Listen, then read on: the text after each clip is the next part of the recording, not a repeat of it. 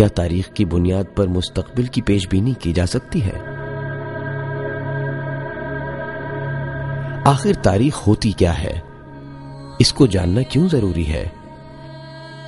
یہ ہمیں دیتی ہی کیا ہے؟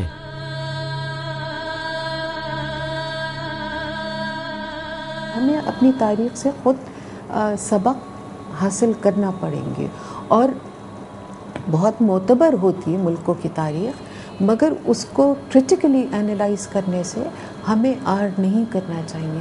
ہمارا مسئلہ یہ ہے کہ ہم اپنی تاریخ کو کرٹیکلی اینالائز کرنے سے ہچکچاتے بھی ہیں، اور کچھ ہمارا ماحول اس نوعیت کا رہا ہے کہ اس نے ہمیں پریونٹ بھی کیا ہے۔ آپ تاریخ کو سمجھنا پڑھنا نہیں چاہتے ہیں، یہی بات ہے۔ آپ دیکھیے، تاریخ وہ سبجیکٹ ہے جو ہمارے علماء دین نہیں پڑھاتے ہیں۔ تاریخ کچھ نہیں ہے، تجربے کا ایک نچوڑ ہے، تجربے کی ایک انسانی تجربے کی کہانی ہے۔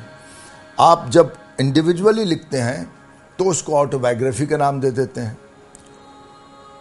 سوانح حیات کہہ دیتے ہیں۔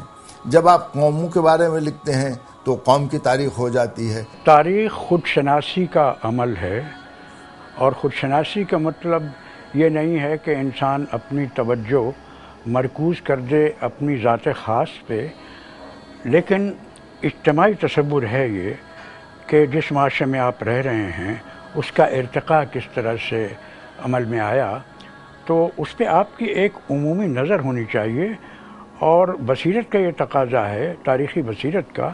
عام طور سے تاریخ کے معنی لوگ یہ سمجھتے ہیں، یہ لفظ جو ہے بڑا گمراہ کن ہے، گویا کیلنڈر اور تاریخی واقعات۔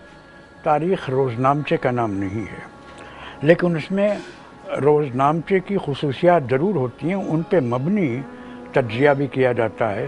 تاریخ جو ہے وہ جو پس منظر ہوتا ہے، جب تک آپ اس کے بارے صحیح معلومات نہیں ہوگی آپ کی، تو جو غلطیاں ہوئیں اور جو آپ کی سکسیس سٹوریز ہوئیں دونوں ملا کے، تو آپ ابھی کا اور فیوچر کی جو پلاننگ ہے اس سے محروم رہ جائیں گے۔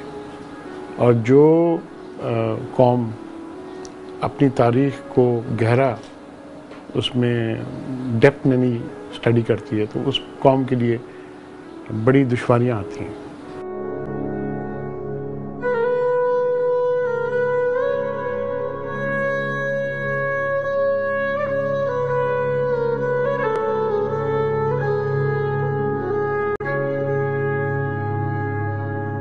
کیا بحیثیت پاکستانی اور بحیثیت مسلمان ہم اپنی تاریخ سے آگاہ ہیں؟